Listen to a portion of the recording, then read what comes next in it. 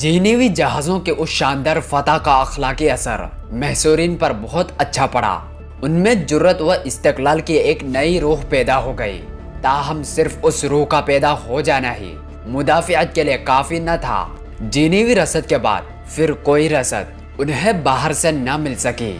دوسری طرف سلطان محمد نے بھی اپنی پہلی بحری شکست کے بعد محاصرہ کی سختی کے لیے ایک زیادہ مؤثر تدبیر سوچی۔ انہیں اندازہ ہو چکا تھا کہ آبنائے باسفورس کے اس حصے میں جہاں پانی زیادہ گہرا تھا، ترکی بیڑا عیسائیوں کے طاقتور جہازوں کے مقابلے میں مشکل سے کامیاب ہو سکتا تھا۔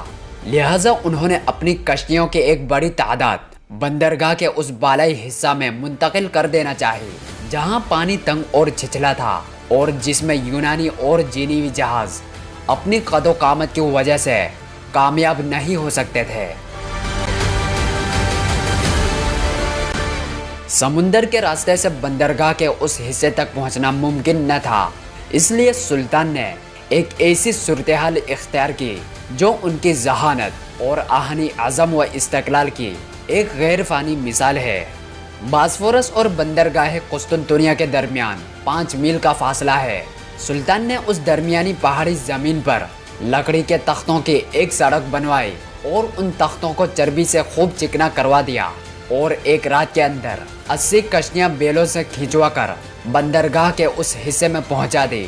قسطنطنیہ کا یہ حصہ اب تک بالکل محفوظ تھا۔ ترکی کشتیوں کے پہنچ جانے سے اب یہ بھی حملے کی زد میں آ گیا اور قسطنطین کو مجبوراً سپاہیوں کا ایک دستہ شہر کے دوسرے حصے سے ہٹا کر اس حصے میں متعین کرنا پڑا۔ اس درمیان میں شہر کی دوسری سمتوں میں برابر حملے ہو رہے تھے، لیکن ان زبردست دیواروں پر جو 1000 سال سے دشمنوں کا مقابلہ کر رہی تھی، ہنوز ان حملوں کا کوئی اثر ظاہر نہ تھا۔ بالآخر 7 ہفتوں کی لگاتار گولہ باری کے بعد دیواروں میں 3 مقامات پر شگاف نمودار ہوئے اور سلطان محمد کو آخری حملے کی کامیابی کا یقین ہو گیا۔ 24 مئی 1453 عیسوی کو انہوں نے قسطنطین کے پاس پیغام بھیجا کہ اگر وہ شہر کو سپرد کر دے تو رعایا کی جان و مال سے کوئی تعرض نہ کیا جائے گا اور موریہ کی حکومت اسے دے دی جائے گی، لیکن قسطنطین نے اسے منظور نہ کیا۔ اس کے بعد سلطان محمد نے فوج میں اعلان کر دیا کہ 29 مئی کو آخری حملہ ہوگا۔ 29 مئی کی رات ترکوں نے تسبیح و تحلیل میں گزاری اور فریضہ فجر ادا کرنے کے بعد حملہ شروع ہوا۔ حملہ مختلف سمتوں میں ہو رہا تھا، لیکن سب سے زیادہ زور اس حصے پر تھا جو دروازہ سینٹ رومانوس کے قریب تھا۔ وہاں کی دیوار ترکی توپوں کے گولہ باری سے بہت کچھ مجروح ہو چکی تھی۔ عثمانی اور یونانی سپاہیوں کی تعداد میں کوئی مناسبت نہ تھی، لیکن دوپہر سے پہلے تک انتہائی کوشش اور فتح کی پوری امید کے باوجود عثمانی فوج کا ایک سپاہی بھی شہر میں داخل نہ ہو سکا۔ قسطنطین اور اس کے ساتھیوں نے اس روز حیرت انگیز شجاعت کا ثبوت دیا اور ترکوں کی باڑ کو بے حد پامردی سے روکتے رہے، لیکن محمد بھی عزم و استقلال کا مجسمہ تھا۔ وہ ابتدائی ناکامیوں سے متاثر نہ ہوئے اور اب خود اپنی یعنی چری دستوں کو لے کر آگے بڑھے۔ یونانی اس وقت تک بالکل خستہ ہو چکے تھے، ان میں اس تازہ حملے کی تاب نہ تھی۔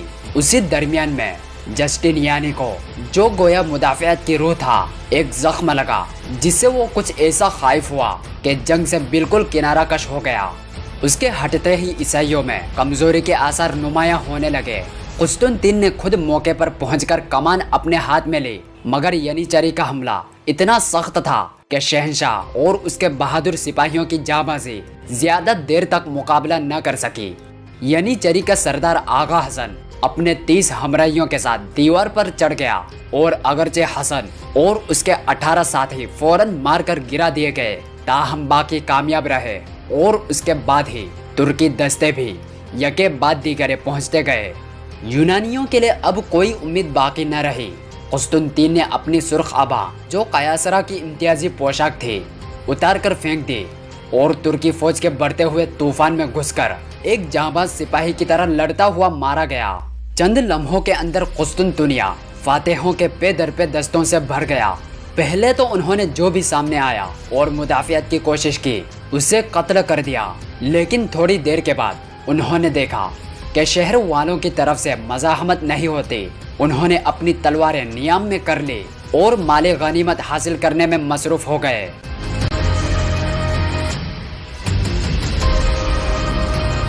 जोहर के करीब सुल्तान मोहम्मद फातेह अपने वज़रा और उमराए सल्तनत के साथ शहर में दाखिल हुए।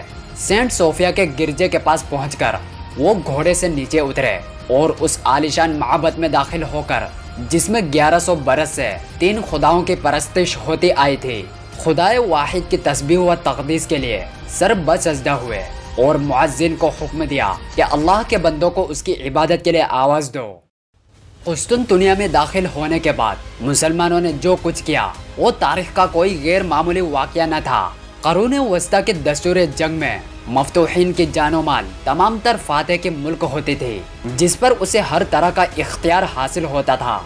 यूरोप के सल्तनतों ने उस इख्तियार के इस्तेमाल करने में कभी कोई दकीका उठा नहीं रखा और जुल्म सितम की ऐसी होलनाक मिसालें पेश की जो तख़य्युल में भी बमुश्किल आ सकती है।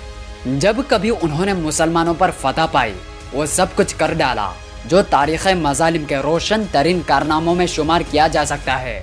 उसके मुकाबले में मुसलमानों ने कुस्तुनतुनिया में दाखिल होकर जो कुछ किया वो हकीकतन कोई अहमियत ही नहीं रखता। बिलाशुबा शुरू में जो भी सामने आया उसको कत्ल कर दिया, लेकिन जब उन्होंने देखा कि ईसाइयों ने हथियार डाल दिए हैं और मुदाफ़ियत की कुव्वत उनमें बाकी नहीं रही, तो फौरन ही अपनी तलवारें नियम में कर ली। 1 जून 1453 ईस्वी को सुल्तान ने अमान आम का ऐलान किया और तमाम ईसाइयों को जो कुस्तुनतुनिया से भाग गए थे वापस आने की दावत दी। उन्होंने उनकी जानो माल की हिफाजत का जिम्मा लिया और उन्हें आमादा किया कि वापस आकर अपने पेशों और कारोबार में फिर बदस्तूर मशगूल हो जाएं। इसके बाद उन्होंने यूनानी कलीसिया के बतरीक को अज़सर नौ उसके ओहदे पर मामूर किया और कलीसिया की सरपरस्ती खुद कबूल की। एक खास फरमान के जरिए यूनानी बतरीक की ज़ात मोहतरम करार दी गई। वो और नीज उसके कलीसिया के दूसरे ओहदेदार तमाम टैक्सों से बरी कर दिए गए।